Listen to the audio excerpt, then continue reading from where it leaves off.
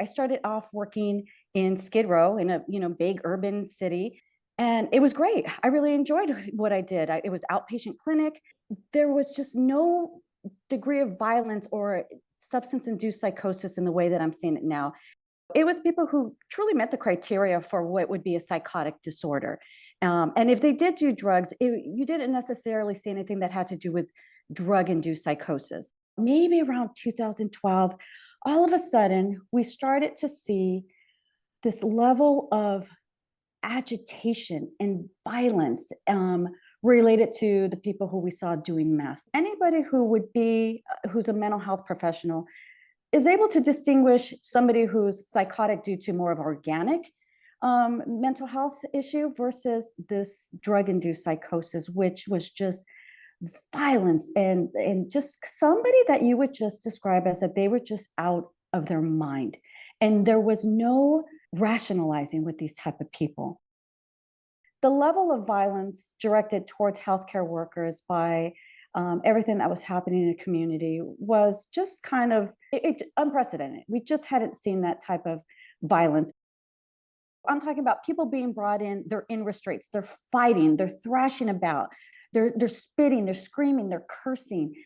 There's one particular guy who I could think of who's always just coming in high on meth, always just agitated, and coming in, cursing everybody out, always wanting to fight everybody, breaking things when he's in there, uncooperative, rarely, ends up like where we have to end up restraining him.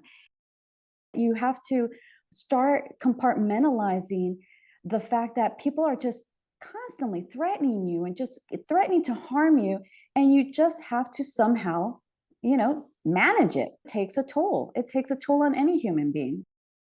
We're always talking about the trauma that our patients have endured. Nobody is talking about the trauma that we have endured.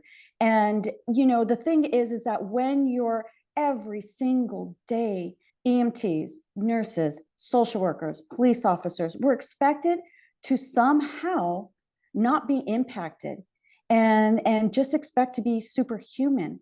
And the thing is that psychologically, you don't necessarily get an option of how your brain interprets trauma. The thing is, the nervous system, when your fight or flight is going off because you are being threatened and somebody is saying that they're going to beat you and they're actively hitting you and trying to hit you and assault you, your executive functioning it's not in play. It's simply you are then all of a sudden in survival mode, and that part of your brain is working.